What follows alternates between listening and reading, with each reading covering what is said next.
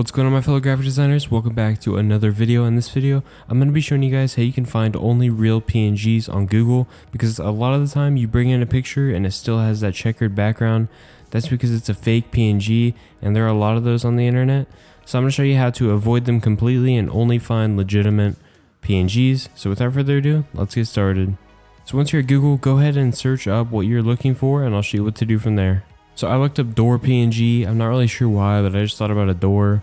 So whatever PNG you want to look for, search that up, go to images, and then over here there's a tools button. If you click on that, you can see a bunch of options popped up.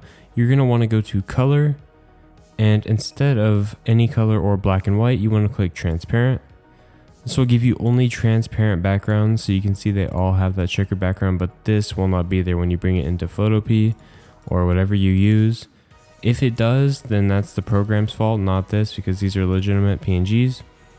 And I hope I just made your life a whole lot easier. And that's all I got for you guys today. I hope you guys have an amazing day, and I'll see you in the next one. Peace.